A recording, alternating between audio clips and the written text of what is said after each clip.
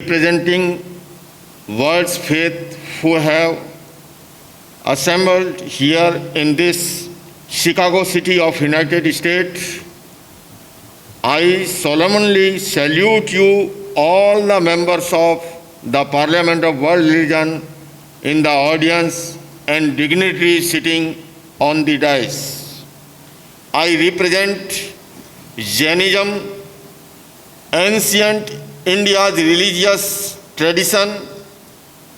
It is customary in the tradition that when we meet or greet someone, we evoke the phrase Jai Jinendra. It states that victory to the one who has supreme control over animal passions and entered the realm of the divine. I salute with folded hand to greet you and say Jai Jinendra. I venture to speak today on the theme of approaches to establishing world peace before the august body of representatives of world religions. It need to mention, we all know that mankind's history is replete, incensed, wars and violence, but never during any century has it witnessed the unbridled bloody mayhem that accompanied the 20th century. Lava of violence erupted with unprecedented fury and forced the left millions dead in the series of events.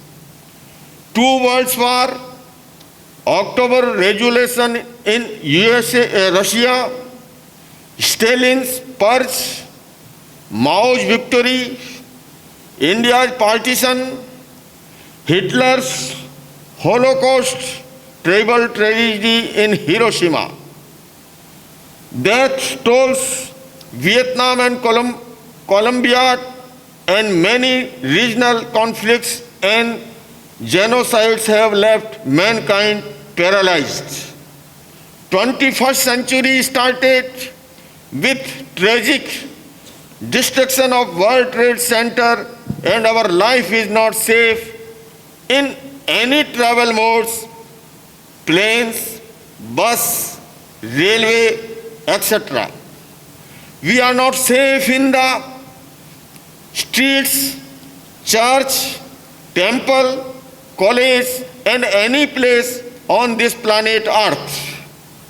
I arrived to the theme of peace education to end the evil of war, violence, and hatred. In order to find effective remedy, one has to go deep in pinpointing causes of happenings. United States Natural Cultural Organization UNESCO in its exemplary doctrine reminds us that the idea of war and violence first germinate in human brain cells. Physiognomy of human brain is in two hemispheres.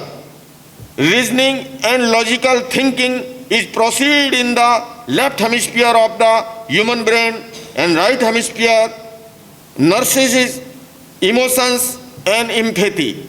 Science has to do much research, however, it is safe to say that the personality informed largely by the cells in which part of the brain are more active. Anger, hate, sense of reverence, and other negative feelings are prompted by brain cells.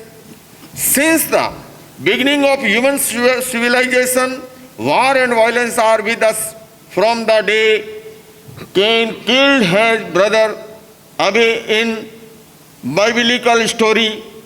Jain 24th Tirthankar, Lord Mahavir, who preached reverence for life and respect for others' viewpoint, believe that By right education, human behavior can be transformed in right direction. His contemporary Buddha of exile age believed in peace education. Mahatma Gandhi in 20th century renewed our faith in peace education. World peace can be achieved only after achieving peace of mind and soul. The factors responsible for mind's unrest have to be identified and solutions should be searched. It is scientific fact that animal brain is present in human brain where animal instincts are born. Neocortical layer also present where human brain and divine instincts are born. The root cause of unrest, violence and terror is that when a person's animal brain is awake, that then he is involved in such brutal tendencies. Peace education should be linked with present education system so that neocortex layer is awakened and animal brain sleeps. Present education system should be value-based. It is necessary to focus on mental and emotional development along with physical and intellectual development. World peace can be achieved only in the presence of freedom, equality and justice. Equality ensures the presentation of individuals and groups on the basis of classes, gender, religion, color or regional. Freedom allows people to express their views. Equality and justice help in removing the ground of conflict. World peace can be achieved only when we are able to resolve conflict. In present international scenario, each and every person, or we should say every citizen of the global family, ought to be committed to adopt the path shown by Bhagavan Buddha for peace. Conflict caused due to ideological extremism, religious fundamentalism, misguided nationalism, economic injustice and inequality, violence of human rights, suppression of freedoms, militarization of power politics, population explosion, radical and ethics, discrimination, egoism, and uncontrolled human instincts should be resolved. Only then we can achieve peace in the society. The President Wilson reminded during First World War that the war was the way to the peace. Mahatma Gandhi reminded Buddha's teaching and said, peace is the way to the peace. Member states of United Nations every year allocated substantial portion of their GDP for military preparation and politely classify it as allocation for defense. I urge all the representatives of Parliament of World Religions to take lead to create public opinion or their representative countries to that government in their annual budget can allocate fund of peace education.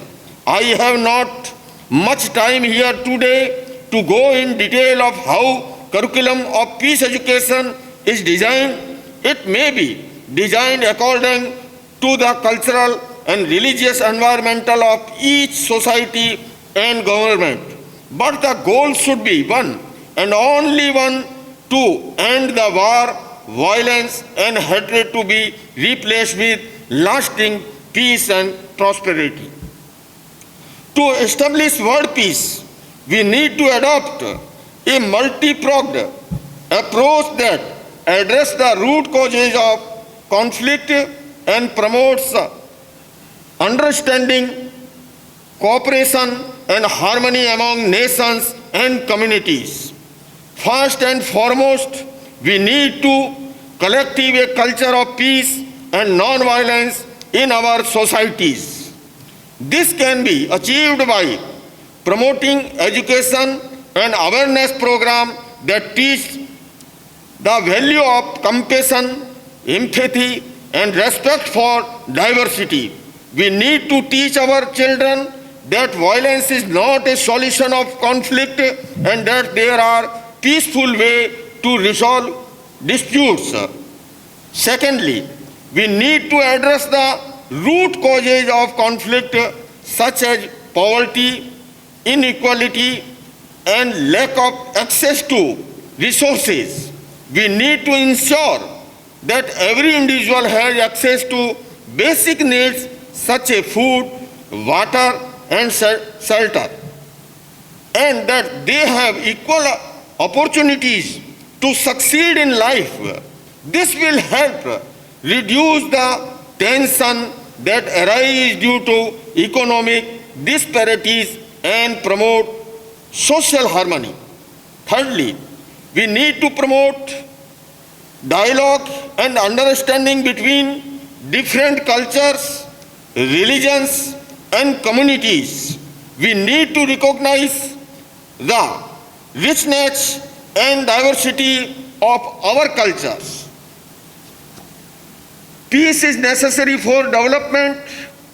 World peace and harmony is possible by uplifting humanitarian values, spirituality commands, and path for world peace and harmony. Spirituality is connecting the human with the nature. Every human being has to awaken the spiritual side within. World peace is possible only with humanitarian thinking, uplifting moral and characteristic values is necessary for certain of balanced personality and balanced society. Moral and character value are decreasing in the present times because of the status of a person more dominant than the person. What a person possesses has become more important than what a person is. Religion is not against development. When materialistic development is based on the foundation of spirituality, it becomes a boon, otherwise it becomes a curse. At the end of this session, we would like to summarize my words in one line: promotion of peace and harmony lead towards unity. Thank you. Jai Jinendra.